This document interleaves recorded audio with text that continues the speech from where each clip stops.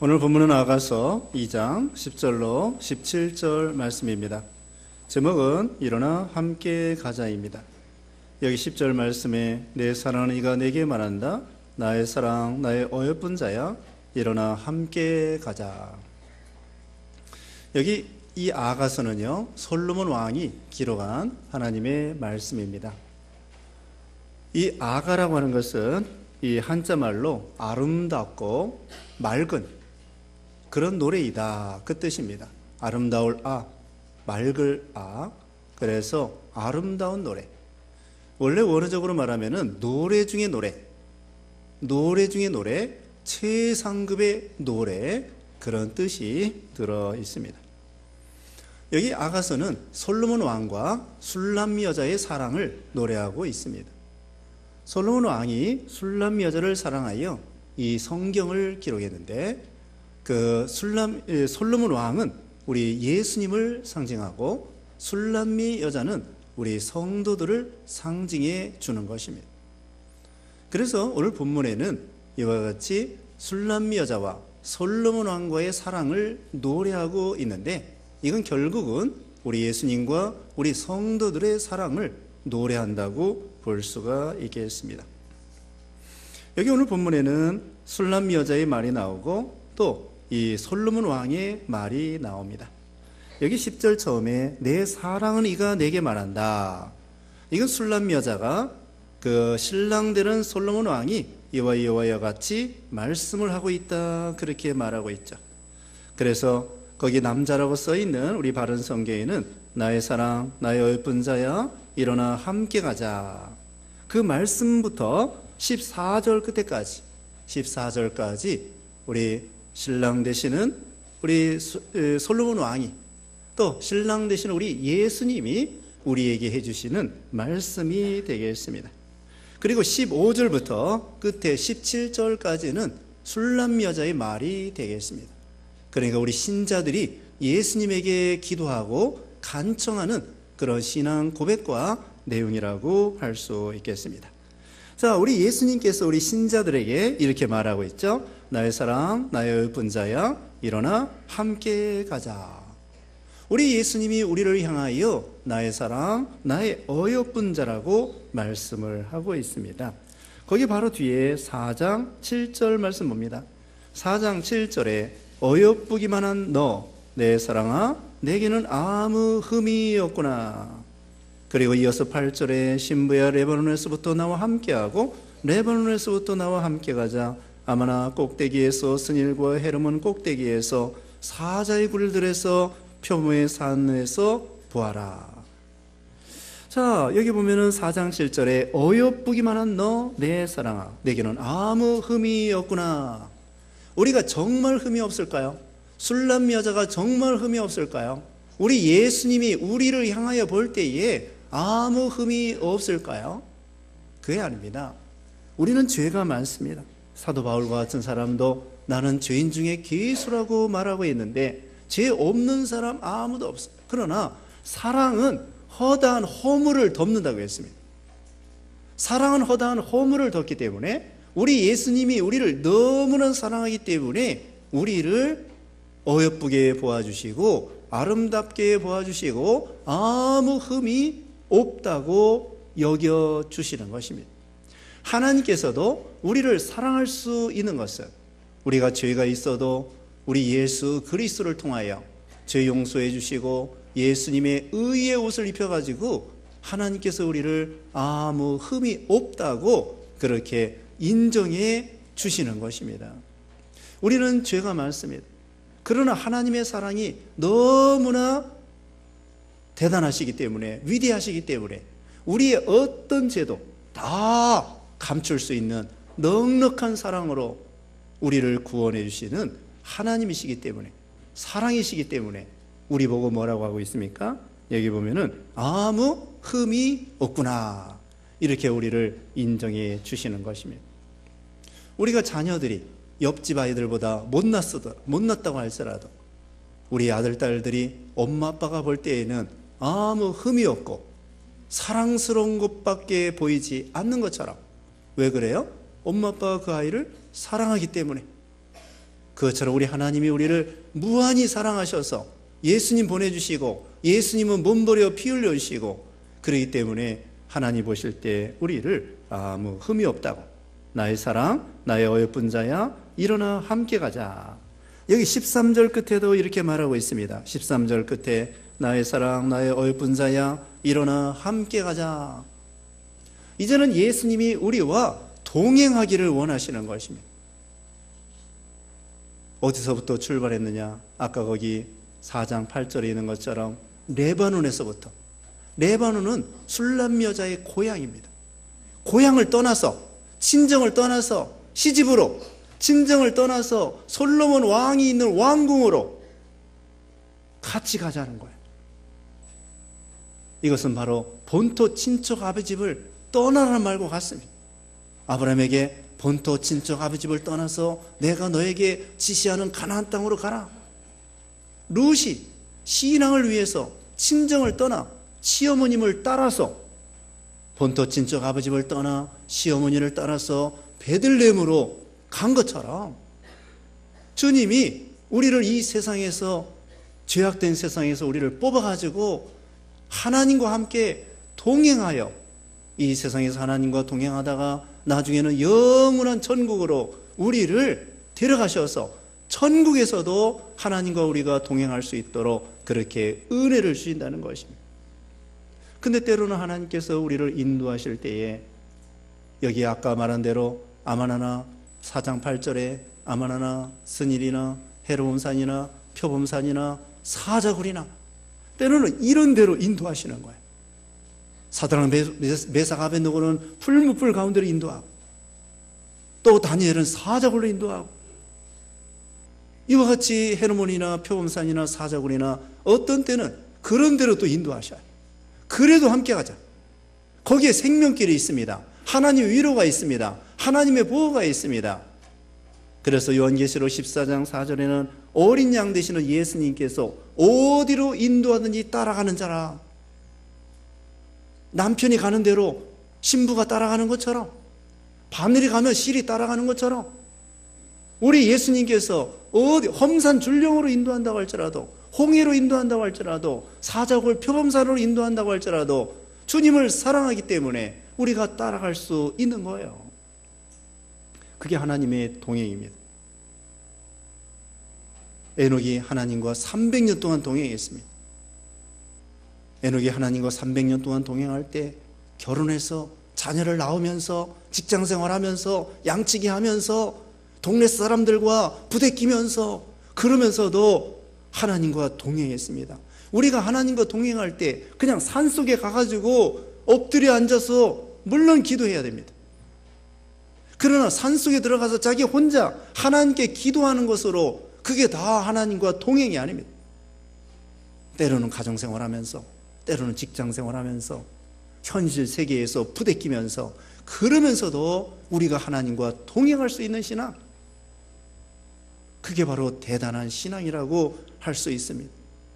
사도행전 20장 22절 이하에 보면은 하나님께서 사도 바울에게 결박과 환난이 기다린다고 할지라도 예루살렘으로 올라가라 그렇게 했을 때에 사도 바울은 결박과 환난이 기다리는 것을 알면서도 하나님의 명령과 사명을 따라서 주 예수 하나님의 복음을 전하는데 주 예수께 받은 사명 곧 은혜의 복음을 증거하려 함에 있어서는 내 생명을 조금 더 귀한 것으로 여기지 아니하노라 하고서는 예루살렘에 올라가는, 그게 동행이에요. 하나님은 동쪽으로 인도하는데 자기는 서쪽으로 간다? 그건 동행이 아닙니다. 하나님은 사자굴로 인도하는데 자기는 그리로 안 간다? 그건 동행이 아니에요. 근데 우리는 사자굴도 통과할 수 있습니다. 풀무불 통과할 수 있습니다. 하나님이 함께 하시기 때문에. 철로역정에 보면은 기독도가 천성을 가는데 저기 천성을 가는 길에 사자가 딱 버티고 있는 거야. 야, 저거 어떡하나, 사자가 저기 버티고 있는데 천성을 가긴 가야 되는데 저놈의 사자가 딱 막고 있구나.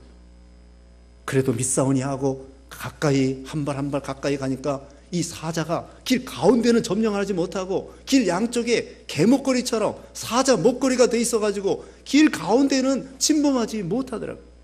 멀리서 볼 때 사자가 길 가운데 있는 것 같지만 가까이 가보니까 길 가운데까지는 점령하지 못하고 개목걸이처럼 사자 목걸이로 해가지고 가운데 조마조마조마하고 통과할 수 있었다는 거예요. 잠언에 보면은 밖에 사자가 있다 게으른 사람이 나가보지도 아니하고 괜히 겁먹고 거기서 주저앉아가지고 밖에 사자가 있다 하면서 집안에서만 구는 사람이 있다고 했습니다. 믿사오냐고 한 발 한 발 걸어갔을 때 사자굴도 통과할 수 있는 하나님의 능력과 하나님이 동행해 주신다니까요. 보호해 주신다니까요. 하나님이 그 가운데 위로해 주신다니까요. 그게 하나님과 동행입니다. 우리 하나님께서 우리와 함께 가자. 구체적으로 동행하는 방법은요, 기도하는 것입니다. 여기 이제 뒤에 14절 말씀에 기도가 나옵니다. 기도하면서 하나님과 동행하고, 지금 하나님 앞에 예배 드리는데 예배 드리면서 하나님과 동행하고, 예배의 자리, 그리고 하나님의 말씀을 순종하면서 하나님과 동행하는, 아까 말한 대로 하나님은 동쪽으로 인도하는데 자기는 서쪽으로 인도한다. 하나님은 예루살렘으로 인도하는데 결박과 환란이 있다고 해서 자기는 딴 데 간다. 그건 동행이 아니에요. 하나님의 명령을 순종하면서 동행하는 것입니다. 기도하면서, 예배드리면서, 순종하면서, 그리고 봉사하면서, 그리고 전도하면서, 그리고 선교하면서, 그게 하나님과 동행하는 거예요. 하나님은 전도하라고 그러는데 자기 전도 안 한다? 동행 아니에요. 하나님은 선교하라고 그러는데 선교 안 한다? 동행 아니에요. 다시 말씀드리면 기도하면서, 예배드리면서, 전도하면서, 선교하면서, 봉사하면서, 순종하면서, 그게 바로 하나님과 동행하는 것입니다. 하나님이 함께 가자는 거예요. 거기에는 아골 골짜기가 소망의 문이 열리게 해주십니다. 호세아 2장에 보면은 아골 골짜, 하나님의 인도를 따라가면은 처음에는 힘들어요. 아브라함이 본토 친척 아버지 집을 떠나기 얼마나 힘들어요. 75살에. 그렇지만 떠나면은 수지 맞습니다. 가나안 땅이 있습니다. 젖과 꿀이 흐르는 땅이 있습니다. 아골 골짜기가 변하여 소망의 문이 열리도록 해주십니다. 하나님이 우리를 엉터리로 인도하시겠습니까?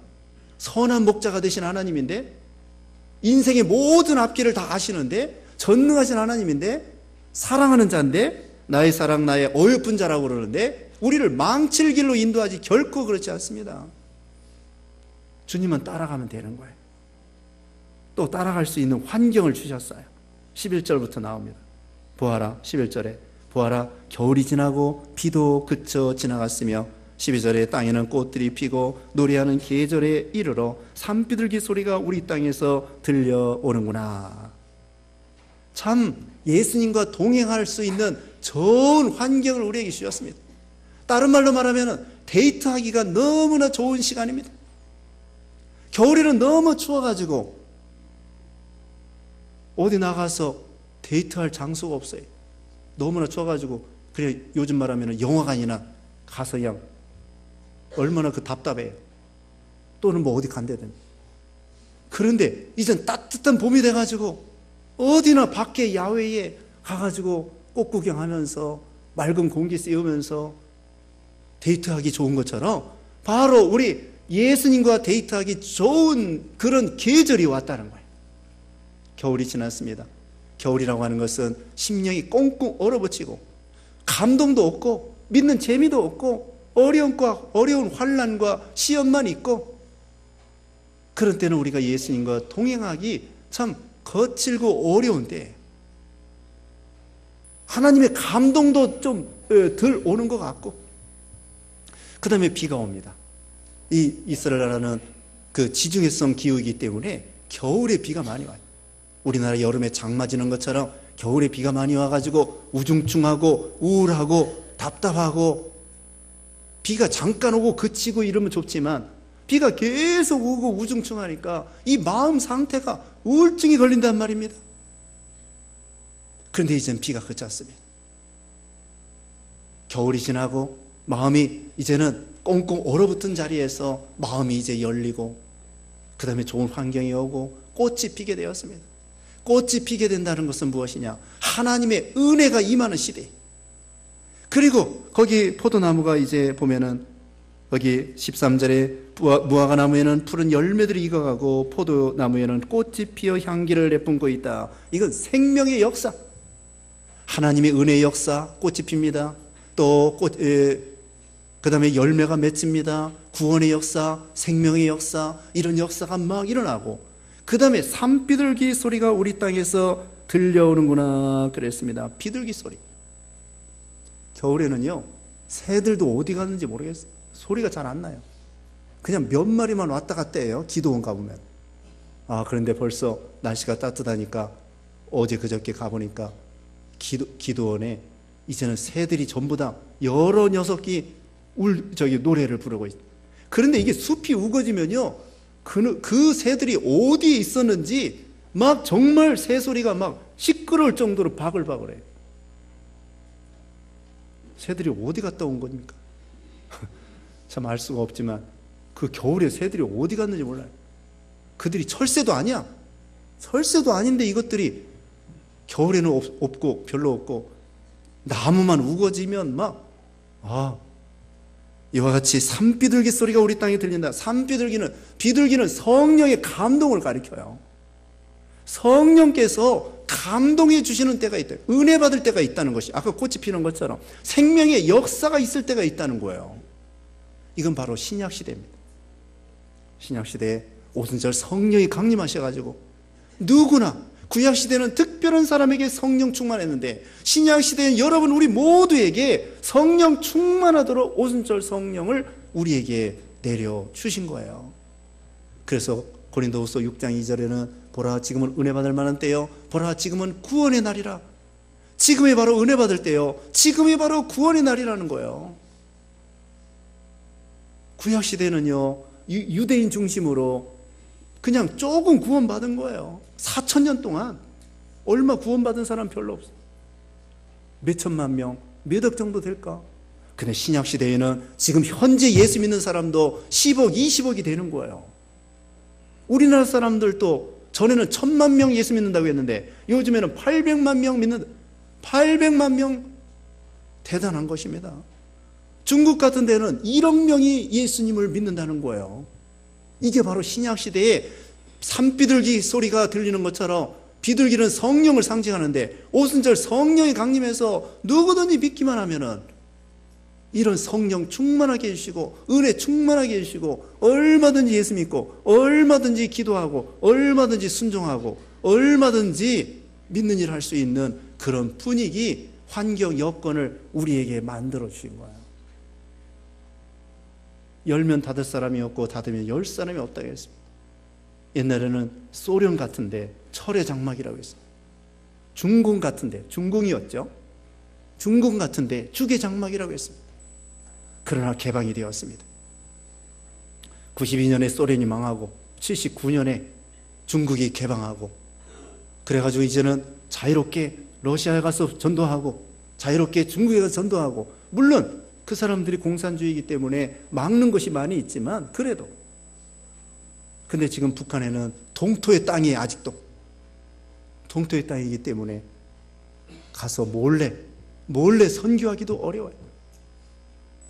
그래서 몰래 도와주다가 선교하다가 꼬투리 잡혀가지고 억류당하는 사람도 있습니다. 지금 미국 시민권자가 3명 억류당하고, 이번에 그 북미 회담을 통하여 그 사람들을 건지려고 하잖아요. 근데 우리 남한 사람들도 서너 명, 어떤 목사님이나 선교사님들 지금 억류되어 있습니다. 이와 같이 북한에는 지금 얼은 땅이에요. 그렇지만 하나님이 역사하시면은 그 과거에 러시아가, 과거에 중국이 이제는 열린 것처럼 북한도 언젠간 하나님께서 그 얼음을 녹여가지고 복음을 전하게 할지 알 수가 없는 거예요. 하나님이 해주실 것입니다. 지금도 몰래 전도하는 사람이 있어요. 방송으로 전도하고, 극동방송으로 전도하고, 아세아 방송으로 전도하고, 그 다음에 풍선으로 전도합니다. 그건 자세한 건 나중에 말씀해 드릴게요. 풍선 전도 방법이 있습니다. 그래서 북한 땅에 복음을 전하고 이와 같이 하나님께서 그 어른 땅을 녹여줄 때에 가가지고 복음을 전하는 거예요. 그게 바로 하나님과 동행하는 삶이 되는 것입니다. 자, 오늘날 신약 시대에 참 믿기 좋은 시대가 되었습니다. 이렇게 자유롭게 나와서 하나님을 찬양하고 하나님께 예배하고 기도하고 마음 놓고 전도하고 신앙의 자유를 가지고 이럴 때 예수님과 동행할 수 있다는 거예요. 그 다음에 이제 14절입니다. 바위틈 낭떠러지 은밀한 곳에 있는 나의 비둘기야, 나로 너의 얼굴을 보게 하며 내 음성을 듣게 하여라. 내 음성은 감미롭고 얼굴은 아름답구나. 이것은 기도하는 소리입니다. 신자들이 바위틈 낭떠러지 있는 비둘기처럼 산에 가서 기도하고 골방에 들어가서, 여기 은밀한 곳이라고 그랬죠? 마태복음 6장 6절에 보면은 우리 예수님이, 우리 하나님께서 은밀한 곳에 계신다고 했습니다. 너희는 은밀한 곳에 계신 하나님 앞에 은밀한 중에 기도해라. 그럼 은밀한 중에 하나님께서 갚아주신다고 했습니다. 은밀한 골방에 가서 하나님과 단둘이 만나서 깊은 교제를 통하여 하나님께 기도하는 거, 이거 하나님과 동행하는 것입니다. 만물의 마지막에 가까웠으니, 여기 왼쪽에 만물의 마지막에 가까웠으니 그러므로 너희는 정신을 차리고 깨어 기도하라. 만물의 마지막에 가까웠으니 첫 번째 강조하는 것이 깨어 기도하라고 했습니다. 기도하면서 하나님과 동행하고 교제하고 하나님을 만나는 거예요. 기도해야 됩니다. 집안에서 기도해도 좋지만 교회 예배당에 가서 기도하고, 우리 교육자들은 기도원에 가서 기도하고, 산에 가서 기도하고, 올라가서 기도하고, 기도할 때 하나님께서 그 음성을 기뻐하고 그 얼굴을 기뻐한다는 거예요. 기도하는 모습이 아름답습니다. 순종하는 모습이 아름답습니다. 우리는 하나님 앞에 기도하는 소리, 찬양하는 소리, 신앙 고백하는 소리, 감사하는 소리, 그런 음성 하나님이 듣기 기뻐하시는 거예요. 그 다음에 그런 얼굴을 하나님이 기뻐하시는 것입니다. 기도하는 모습. 2살짜리, 3살짜리가 기도할 줄도 모르면서 엄마 아빠 흉내내면서 밥 먹을 때 기도하는 모습 보세요. 얼마나 아름답고 기특합니까? 뭣도 모르는 것이 2살, 3살짜리가 기도하는 모습 흉내내고, 하나님께서는 우리가 기도하는 모습을 아름답게 보시고 기도하는 소리, 그 부르짖는 기도 소리 들어주신다는 거예요. 이제 15절 말씀에, 여기는 술람 여자의 말입니다. 15절부터 17절까지. 우리를 위해 여우들 곧 포도원을 해치는 작은 여우들을 잡아주세요. 우리 포도원들에는 꽃이 피어 있습니다. 내 사랑은 이는 나의 것이고 나는 그의 것이며 그는 백합화 가운데서 양떼를 먹이고 있구나. 근데 이 포도원이 작은 여우가 있습니다. 포도원은 교회를 상징합니다. 우리 예수님은 포도나무고 우리는 포도나무 가지이고, 포도나무 가지가 열매를 잘 맺으라고 했습니다. 포도원은 우리 교회를 가리키는데 거기에 꽃이 피어 있습니다. 이제 믿음의 열매를 맺고 믿음이 성장하고 진보하고 이런 환경, 구원의 역사, 생명의 역사. 그런데 거기에 작은 여우는요 눈에 잘 보이지도 않아요. 그리고 눈에 보여도 무시하기가 쉬워요. 에이, 저것 정도야 뭐. 작은 여우는 눈에 보이지도 않고 보여도 어때요? 에이, 저거 정도는 뭐. 그러면서 무시하기가 쉽습니다. 그런데 작은 여우, 그걸 잡으라고 했습니다. 작은 여우는 뭐냐? 개인적으로는 우리가 우리 마음속에 있는 더러운 욕심과 교만과 부패성, 죄성, 이런 것이 바로 이 여우 새끼예요. 누구나 다 있습니다. 우리 속에 있는 뭐라고요?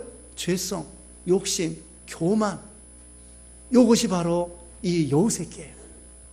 이게 눈에 잘 보이지 않아요. 그리고 잘 양심을 똑바로 쓰지 아니하면은 이 더러운 걸 잘 몰라요. 그리고 무시해요. 이 정도는 괜찮아. 이 정도는 괜찮아. 한 번쯤은 괜찮아. 그러면서 양보하고 타협하고 그러다가 큰일을 당하게 되는 것입니다. 고린도전서 5장 6절에는 작은 누룩이 온 덩어리를 퍼뜨려서 썩게 만든다고 했습니다. 작은 누룩 조심해야 됩니다. 우리가 유산균 만들 때도요, 불가리스나 이런 거 조금 넣어요. 그럼 나중에 하루 종일 자고 나면은 유산균이 쫙 해가지고 맛있는 유산균이 되는 것처럼 누룩도 마찬가지입니다. 처음에는 조금 집어넣는데 이것이 오염이 돼가지고 점점 퍼지는 것처럼 욕심이 잉태한 즉 죄를 낳고 죄가 장성한 즉 사망을 낳는다고 했습니다. 우리는 작은 죄라도 무시하면 안 됩니다. 작은 계집아이 무시하면 안 됩니다. 헤로당이 헤로당의 아들 작은 헤로당 생일날 잔치할 때에 조카딸이 춤추는 거예요. 작은 계집아이가 춤추니까 너무나 좋아가지고 네 소원이 무엇이냐? 나라의 반절이라도 주겠다. 그랬더니 이 작은 조카딸이 지 엄마한테 가가지고는 뭘 요구할까요? 세례요한의 목을 주십시오. 그 작은 여자아이 뒤에 엄마가 있어요. 세례요한의 목을 달라는 거야. 작은 거 무시하면 안 됩니다. 이번에도 미투 계속 얘기하는데, 미투 나도 당했어. 근데 거기 그 가해자 2사람이 자살했어요. 너무 부끄럽고 이거 어떻게 해결할 줄 몰라서 자살했다. 참 안 됐습니다. 안타깝습니다. 아니 아무리 죄를 졌어도 회개하고 다시 바로 하면 괜찮은데 그냥 죽고 말았어요. 별거 아닌 것 같지만 작은 것이 인생을 망치고, 작은 죄가, 작은 양심 삐뚤어 쓴 거, 조금 잘못한 거, 그것이 나중에는 크게 확대돼가지고 대통령 후보까지 되려고 했었는데 지금은 이제 감옥 가게 생겼어요. 이게 얼마나 죄가 작은 거 무시하다가 한 번쯤은 이 정도는 괜찮아 그러다가 인생을 망치고 마는 거예요. 가정을 망치고 자기 인생을 망치고. 이 여우 새끼를 잡아야 돼. 방축에서 작은 주먹만한 그런 쥐구멍이 방축에서 물이 새고 그거 내버려 두면은 나중에는 점점 확대돼 가지고 댐이 다 무너질 수도 있어요. 댐이 무너지고 인생이 망쳐진다고. 그러니까 이거 작은 거 조심해요. 그 다음에는 또 교회적으로도 작은 여우가 있습니다. 교회적으로 작은 여우는 무엇이냐? 그건 바로 이단과 사이비한 것들, 교계적으로 이런 이단과 사이비한 것들이 작은 여우들입니다. 이런 것들이 이 포도꽃을 다 망치는 거예요. 예를 들면 새학기가 되었습니다. 대학교에 들어가 보면은 거기 이단들이 소개해주는 그런 것이 많습니다. 무슨 동아리 이거 잘못 들어갔다는 큰일 납니다. 폐가 망신합니다. 이단에 빠지면 등록금 다 갖다 바치고 교회도 가정에도 안 가고 학교도 안 가고 폐가 망신하는 거예요. 우리 청년들 잘 얘기해 줘야 됩니다. 동아리 아무거나 들으면 안 돼요. 오히려 종교 색채가 없는 그런 데 다니는 게 오히려 나아요. 이단들이 사이비한 것들이 조그맣게 여우새끼처럼 가면을 쓰고 와가지고는 청년들을 망치고 교인들을 망치고 그런단 말입니다. 그런 누룩과 같은 존재에 그걸 버려요. 옛날에 100년 전에 프린스턴 신학교, 미국의 유명한 프린스턴 신학교가 있었는데 거기에 유럽에서 공부해온 자유주의 신학자 한 사람이 와가지고 가르치기 시작했는데 나중에는 온 교수들이 다 오염돼가지고 자유주의가 됐어. 그래가지고 어떤 거기 보수적인 그런 메이첸 박사나 맥킨타이 박사나 이런 사람들이 나와가지고는 웨스트민스터 신학교를 세우게 된 거예요. 교수 한 사람이 작은 누룩이 와가지고는 온 신학교를 자유주의 시켜가지고 보수주의 정통 복음을 망가뜨리게 되고 마른 거죠. 작은 거 조심해야 돼요. 그리고 교회 안에서 당파, 분쟁, 시기, 다툼, 미움 이런 것이 여우란 말입니다. 교회 안에서 원망 불평하고 당파와 분쟁과 시기와 다툼과 이런 것이 교회 안에서 그게 여우예요. 그러다 보면 어떻게 돼요? 교인들의 신앙이 떨어지고 꽃이 떨어지는 것처럼 생명의 역사가 일어나지 못하는 거예요. 교회가 부흥이 안 되고 점점 줄어들고 그런 당파와 싸움. 그러므로 이것을 버려야 됩니다. 성경 말씀대로 참고 사랑하고 용서하고 이해하고 관용하고 그걸 하나님이 기뻐하시는 거예요. 그래서 이와 같은 여우를 잡아라. 그 다음에는 17절 결론적으로 말씀드립니다. 나의 사랑하는 이여, 날이 저물고 그림자가 사라지기 전에 돌아오세요. 당신은 베드로 산들 위에 노르나 어린 사슴같이 돌아오세요. 술람 여자가 솔로몬 왕에게, 우리 신자들이 예수님에게 날이 저물고 그림자가 사라지기 전에 돌아오세요. 그 당시에는 예수님의 초림을 가리킵니다. 오늘날 이 시대에는 예수님의 재림을 가리킵니다. 예수님 보고 속히 돌아오세요, 이렇게 우리 신자들이 주님 앞에 요청하는 것입니다. 날이 저물고 그림자가 사라지기 전에, 날이 저물고 그림자가 사라진다고 하는 것은 종말을 가리킵니다. 인생의 종말이 있고 시대적인 종말이 있고 우주적인 종말이 있습니다. 이 세상이 영원한 것이 아닙니다. 우리가 요한계시로 배웁니다마는 죄악된 세상 하나님이 반드시 심판한다는 거 요한계시로 16장, 17장, 18장에 정확하게 나와 있어요. 죄악된 세상 하나님이 노아 시대는 물로 심판했지만 이제 말세가 되면은 불로 심판한다고 했습니다. 하루아침에 단번에 이 지구를 하나님이 불로 심판하신다는 거예요. 시대적인 종말, 우주적인 종말, 그 다음에는 개인적인 종말이 있습니다. 우리가 어제보다는 오늘보다는 내일이 종말이 가까운 것입니다. 우리가 이 세상 태어날 때부터 우리는 죽음을 향하여 달려가는 것입니다. 죽을 병에 걸린 사람만 시한부 인생이 아니라 우리 모든 사람들은 시한부 인생이에요. 나이가 먹으면 먹을수록 천당 갈 날이 가까운 것입니다. 어제보다는 오늘, 오늘보다는 내일, 작년보다는 오늘, 오늘보다는 올해보다는 내년. 종말이 가까운 줄 알고 우리는 언제 죽을지 모릅니다. 올 때는 차례대로 왔지만 죽을 때는 차례대로가 아닙니다. 그러므로 우리는 어떻게 됩니까? 늘 준비하고 있어야 돼요. 죽음을 준비해야 됩니다. 어떤 데는요, 관을 짜놓고 거기 한번 들어가 보고 그렇게 연습하는 데도 있대요. 죽음을 연습하는 거예요. 죽음을 연습. 관 짜놓고 거기 한 번씩 들어가가지고 그 다음에 관 뚜껑을 덮어가지고 못질 해보는 거야. 그럼 그 속에서 못질 소리 들립니다. 땅, 땅, 땅. 야, 난 죽었구나. 그리고 어떤 때는 관 밑에다가 저기 거울을 깔아놓고 지나가면서 한 번씩 본대. 그럼 관 밑에 누가 보여요? 자기가 보이는 거야. 자기 얼굴이 보이는 거야. 관 밑에 거울을 깔아놓고 지나가면서 한 번씩 보는 거야. 내가 죽으면 관 속에 들어가는 거야. 죽음을 준비하는 거죠. 언제 죽을지 모릅니다. 그러므로 죽음을 종말이 가까우니까 시대적인 종말, 개인적인 종말, 우주적인 종말 이 가까우니까 언제 죽을지 모르니까 준비하라는 것입니다. 그래서 여기 보면 예수님 보고 속히 오십시오. 당신은 베드로 산들 위에 노루와 어린 사슴같이 돌아오세요. 베드로는 험하다, 이별, 분리 이런 뜻이 있습니다. 험하다, 분리, 이별. 그래서 우리 예수님에게 그런 산들을 넘어 노루와 어린 사슴과 같이 빨리 오시기를 고대하는 것입니다. 빨리 예수님이 재림하기를 고대하시는 것입니다. 요한계시록 22장 20절 말씀에 사도 요한이 그랬습니다.